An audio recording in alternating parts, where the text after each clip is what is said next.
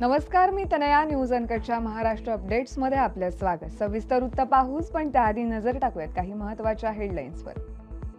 Superstar Mohanlal यांना प्रतिष्ठित दादासाहेब फाळके पुरस्कार जाहीर. पुढील 5 दिवस राज्यात मुसळधार पाऊस. देशात अब्जाधीशांना मोठं केलं जातंय, मेधा पाटकर यांचं मत. पुणे पोलिसांचा बंडू आंदेकर टोळीला सर्वात मोठा दणका. आता पाहूयात बातम्या विस्ताराने. मल्याळम चित्रपट सृष्टीतील सुपरस्टार मोहनलाल यांना प्रतिष्ठित दादासाहेब फाळके पुरस्कारानं सन्मानित केलं जाणार आहे. चित्रपट सृष्टीतील आजवरच्या योगदानासाठी मोहनलाल यांना हा पुरस्कार दिला जाणार आहे. प्रतिष्ठित दादासाहेब फाळके पुरस्कार मिळवणारे मोहनलाल दुसरे मल्याळी कलाकार आहेत. 65 वर्षीय मोहनलाल हे गेल्या 45 वर्षांपासून मल्याळम चित्रपट सृष्टीत काम करतात. त्यांनी 400हून अधिक चित्रपटांमध्ये काम केलं असून त्यांनी याआधी पद्मश्री पुरस्कार व पद्मभूषण पुरस्कार या पुरस्कारांनी सन्मानित करण्यात आले. पुणे शहरात गणेश विसर्जन मिरवणुकीच्या आदल्या दिवशीच आयुष कोमकर या 19 वर्षीय तरुणावर आंदेकर टोळीनं दिवसाढवळ्या 12 गोळ्या झाडत निर्घृण हत्या केली आहे. ही हत्या वर्षभरापूर्वी नाना पेठेत झालेल्या वनराज आंदेकर खुनाचा बदला म्हणून करण्यात आल्याचं समोर येत आहे. पोलिसांनी या प्रकरणी पूर्ण आंदेकर कुटुंबासह एकूण 13 जणांसह अटक केली आहे. पुणे पोलिसांनी आता आयुष कोमकर हत्येप्रकरणी सर्वात मोठी कारवाई केली आहे. पोलिसांनी आंदेकर टोळीला दणका देत तब्बल 27 बँक खाती गोठवली आहेत. हवामान विभागानं पुढील 5 दिवसांसाठी सर्व जिल्ह्यांमध्ये पावसाची शक्यता व्यक्त केली आहे. यावेळी काही भागात मेघगर्जनेसह पाऊस पडण्याचा अंदाज असून काही ठिकाणी हलका ते मध्यम स्वरूपाचा पाऊस पडेल. राज्यात सर्वत्र रविवारपासून पावसाची शक्यता आहे. काही भागात मुसळधार तर काही भागात हलक्या ते मध्यम सरी बरसतील.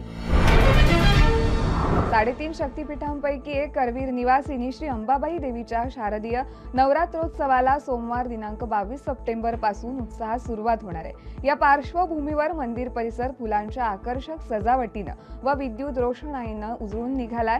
नवरात्रोत्सवाची सुरुवात घटस्थापनेने होणार असून अश्विन शुद्ध प्रतिपदेला सकाळी 7:30 वाजता मंत्रोच्चार मंगल वाद्यांच्या गजरात घटस्थापना होईल. त्याआधी सकाळी 6:30 ते 8:30 व 11:30 वाजता देवीची नित्य पूजाभिषेक होणार आहे. सकाळी 9 वाजता तोफेची सलामी देत शारदीय नवरात्र सोहळा सुरू होणार आहे. लोकसभा आणि विधानसभा निवडणूक आघाडी करून लढवल्यानं अनेक मतदारसंघातून काँग्रेसचे पंजा चिन्ह गायब झालंय. त्यामुळे स्थानिक स्वराज्य संस्थांच्या निवडणुकीत आघाडी करायची की नाही याबाबतचा निर्णय स्थानिक पातळीवरील नेत्यांकडून घेतला जाईल असे सांगत काँग्रेसचे प्रदेशाध्यक्ष हर्षवर्धन सपकाळ यांनी स्वबळावर निवडणूक लढण्याचा संकेत शनिवारी दिलाय. पुणे श्रमिक पत्रकार संघाच्या वतीनं प्रदेशाध्यक्ष सपकाळ यांच्या वार्तालापाचा कार्यक्रम आयोजित करण्यात आला होता. त्यावेळी ते बोलत होते. या बातमीसह वेळ झाली एका छोट्या विश्रांतीची. लगेचच परत येऊ. पाहत राहा न्यूज अनकट. या पावसाळ्यात परफेक्ट मेमरीज क्रिएट करा अंधारबन फार्म्स अँड रिसॉर्ट्सच्या अमेझिंग पॅकेजेससह. Deluxe rooms, comfortable stay, tasty breakfast, high tea snacks आणि डिनर फक्त 1500 पर पर्सन. कपल्ससाठी खास deck rooms, perfect nature view सह रिलॅक्स करा फक्त 3300 मध्ये.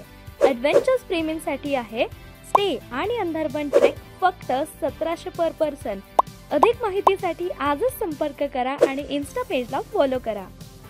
बातमीपत्रात पुन्हा एकदा स्वागत. पाहूयात उर्वरित घडामोडी.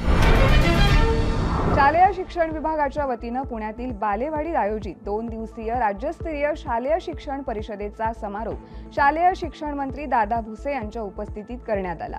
यावेळी शिक्षण संचालक डॉक्टर महेश पालकर यांनी माध्यमिक आणि उच्च माध्यमिक विभागाच्या सुरू असलेल्या विविध योजना उपक्रमांचा आढावा घेत मार्गदर्शन केलंय.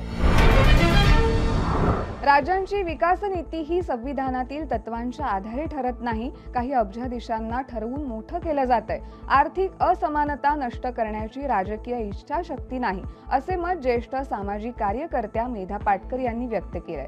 समाजवादी चळवळीच्या 90 वर्षांच्या पूर्तीनिमित्त पुण्यात आयोजित समाजवादी संमेलनात त्या बोलत होत्या.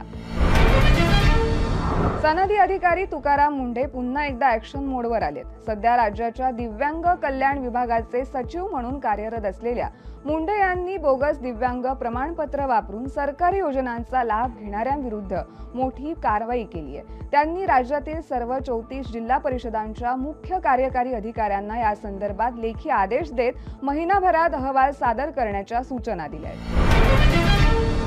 महाराणी जमनाबाई गायकवाड यांचा इतिहास पुढील पिढीला कळला पाहिजे यासाठी रहिमतपूर नगरीत महाराणी जमनाबाई गायकवाड यांचं स्मारक लवकरच उभारण्यात येईल असं आश्वासन आशिष शेलार यांनी दिलंय. महाराणी जमनाबाई गायकवाड यांनी प्रतिकूल परिस्थितीत संघर्ष करीत गौरवशाली इतिहास निर्माण केलाय. त्यांच्या कर्तृत्वाचा सन्मान झाला पाहिजे असं ते म्हणाले.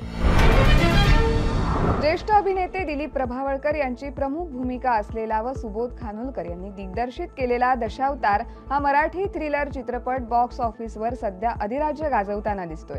इंडस्ट्री ट्रॅकर सॅगनिल्कने रिलीज केलेल्या माहितीनुसार रिलीज नंतर 9व्या दिवशी या चित्रपटानं अंदाजे 2.65 कोटी रुपयांपेक्षा जास्त कमाई केली आहे. दशावतार सिनेमानं रिलीजच्या दुसऱ्या शुक्रवारी 1 कोटी रुपयांची कमाई केली होती आणि त्यानंतर शनिवारी लक्षणीय वाढ दिसून आली आहे. एका दिवसात झालेली ही आतापर्यंतची सर्वात जास्त कमाई आहे. शनिवारीच्या शेवटच्या कलेक्शन नंतर चित्रपटाचे एकूण कलेक्शन 12.85 कोटी रुपये झालंय.